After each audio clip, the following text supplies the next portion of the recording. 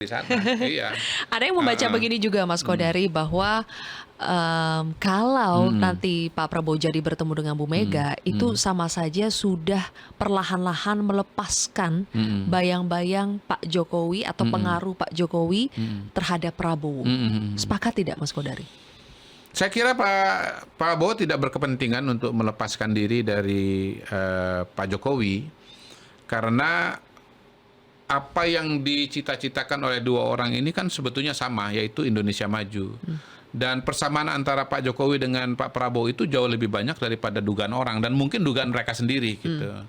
Jadi pertama ya begitu bergabung di pemerintahan, ternyata Pak Prabowo melihat, oh ternyata Pak Jokowi ini sama rakyat deket banget ya gitu.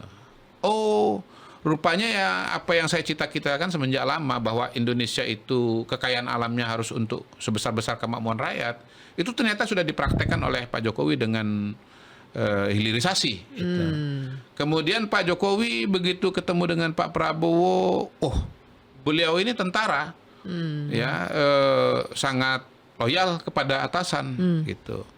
Dan beliau seorang patriot betul berhadapan dengan masalah Covid, ya beliau konsisten mendukung pemerintahan. Oke. Pak Prabowo itu adalah menteri atau orang yang pertama mau divaksin loh, dan vaksinnya nggak tanggung-tanggung, vaksin dalam negeri itu, dokter Terawan itu. Ya, ya, ya. Jadi saya melihat Pak Prabowo dengan Pak Jokowi selama ini selalu seiring sejalan. Dan dalam konteks itu, apalagi Pak Jokowi sangat populer di mata masyarakat, saya melihat tidak ada kebutuhan Pak Prabowo untuk mencampakkan ya atau meninggalkan ya Pak Jokowi. Justru beliau bisa mengoptimalkan popularitas Pak Jokowi, pengalaman Pak Jokowi, Tapi ya kalau nanti sudah keterampilan jadi Pak presiden, Jokowi. apakah masih akan sama seperti itu ya, Mas Kodari? Sudah jadi presiden, punya hak prerogatif Iya, penuh, dia iya, berkuasa penuh, ya kan? Dia iya, bisa memutuskan segala iya, sesuatu betul. sendiri, dia berkuasakan banyak hal. Apakah masih perlu adanya sosok Pak Jokowi di belakangnya? Ya tentu diskusinya podcastnya harus diperbarui ya nanti. Episode 2 ya? Iya, episode yang akan datang itu harus diperbarui. Tetapi kalau kita berangkat dari apa yang saya sampaikan tadi, rasa-rasanya si Pak Prabowo ya tidak merasa ada kerugian untuk bersama-sama dengan Sampai sejauh Pak ini? Jokowi. Iya, jadi saya kira ya pada hari ini misalnya ada wacana bahwa Pak Jokowi akan menjadi penasihat senior Ya, misalnya. Itu kan ya. artinya Pak Prabowo mau menjaga atau mau meminta Pak Jokowi untuk tetap dekat dengan dia gitu. Lalu kemudian wacana misalnya ada wacana Pak Jokowi sekjen koalisi permanen misalnya. Artinya mungkin ada tugas atau peran yang mau diberikan diberikan oleh Prabowo kepada Jokowi.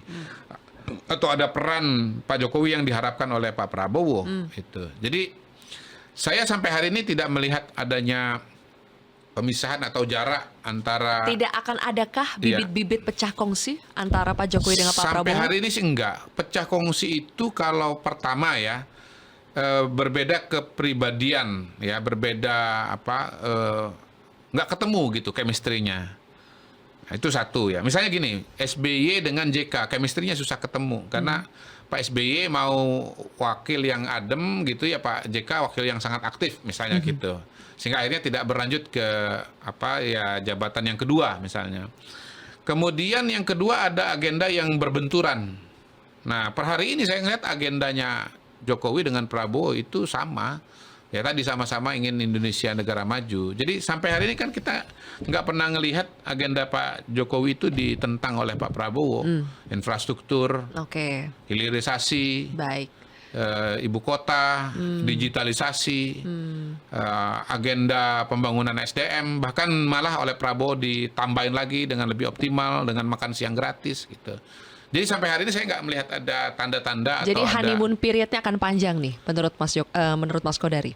Iya, saya melihat hubungannya akan panjang gitu. Ya apakah kemudian nanti akan terjadi dinamika baru, kita kan diskusinya bersifat Kalau post Adi factum. Praitno prediksinya berapa honeymoon periodnya? 1 tahun, Mas Iya, Kodari. iya. Kalau saya yakin lebih Pesimis tuh, Mas Adi. Saya yakin akan lebih panjang daripada itu. Bahkan akan sangat-sangat panjang ya.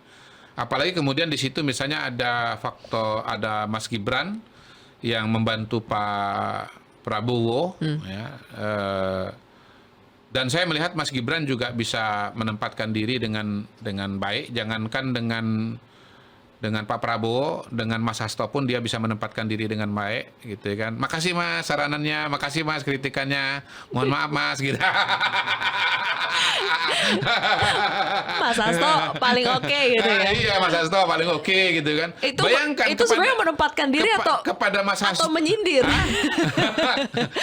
Ya kan dia bisa punya pilihan untuk mengatakan Mas Hasto kurang ajar atau konfrontasi atau Mas Hasto nggak benar gitu. Tapi kan itu dia tidak lakukan gitu loh.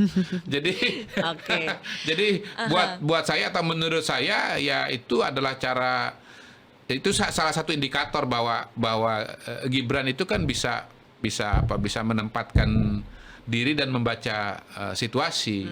Sehari-hari dia banyak menahan diri, tapi begitu sudah di arena debat dia babat kan begitu. Oke. Atau jangan-jangan malahan Gibran duluan nanti yang ketemu Mbak Puan. Itu lebih mungkin tidak? Oh, kalau Mbak Puan itu cerita yang berbeda. Kita nggak bisa menyamakan Bu Mega dengan Mbak Puan. Bu Mega itu lebih mirip dengan tipikal bapaknya. Pak Taufik Kemas itu adalah orang yang bisa ketemu dengan semua kalangan. Bahkan Pak Taufik itu adalah orang yang bisa ketemu yang orang lain nggak bisa ketemu. Gitu. Itu. Nah, Mbak Puan sampai sejauh ini kan gesturnya, pesan-pesannya kan rekonsiliasi, ya, rekonsiliatif. Sementara ya Mas Hasto, Mbak Mega, Bu Mega, maksud saya lebih konfrontatif begitu. Dan notabene memang sebetulnya saya dari jauh-jauh hari sudah melihat bahwa ada dua kelompok katakanlah begitu di PDI Perjuangan, walaupun misalnya dibantah bahwa ada kubunya Mbak Puan, ada kubunya Hasto. Ya mungkin garis miring katanya Mas Nanan, kita agak sulit mengkonfirmasinya karena Mas Nanan kan jarang keluar pernyataan begitu. Dan pada hari ini Bu Mega itu sepertinya lebih satu pemikiran dengan Mas Nanan, dengan Mas Hasto gitu. Tetapi ya Mbak Puan ya tetap dengan gayanya dan caranya. Kita bisa lihat misalnya bagaimana soal hak angket ya. Kalau terserah Mas Hasto barangkali hak angket udah jalan, tapi kalau bicara Mbak Puan hak angket nggak jalan. Kebetulan yang ada di parlemen jadi ketua DPR yang punya pasukan paling banyak anggota DPR kan Mbak Puan, akhirnya nggak jalan gitu. Masalahnya kalau kita bicara bergabung pemerintahan atau tidak, itu bukan wilayahnya ketua DPR, itu kan wilayahnya ketua umum. Nah, kalau kita bicara wilayahnya ketua umum pada hari ini, sinyalnya kalau menurut saya PDI Perjuangan tidak akan bergabung dengan pemerintahan yang akan datang, gitu loh.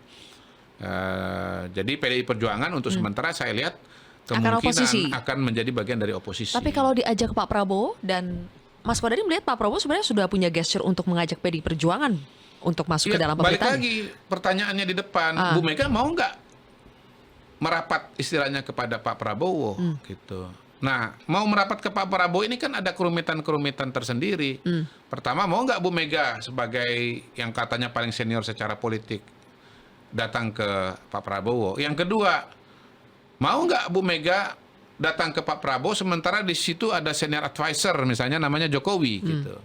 Mau nggak, kalaupun misalnya Pak Jokowi nggak jadi senior advisor, mau nggak Ibu Mega melihat ada Gibran di situ sebagai wakil presiden, Belum, mau nggak Bu Mega misalnya ketemu dengan SBY atau SBY Junior garis miring AHY? Oh, karena Demokrat sudah ada dalam iya, kabinet. sudah di dalam.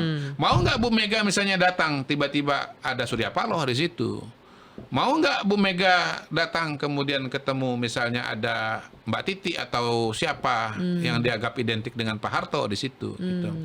Jadi ada banyak penghalang ya menurut Mas Kodari? Ada banyak penghalang, iya. Ya makanya saya kira menarik sekali apa yang dinyatakan panel Barus ya pada acara kontroversi semalam kita itu. Dia mengatakan sekarang Ibu Mega udah salaman belum dengan SBY? Belum. Udah salaman belum dengan Surya Paloh? Setahu saya juga belum kan gitu kan. Tapi dengan Puan, ya tadi Puan lain.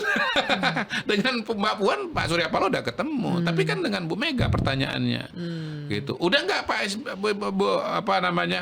Bu Mega salaman atau ketemu dengan Pak Prabowo? Belum.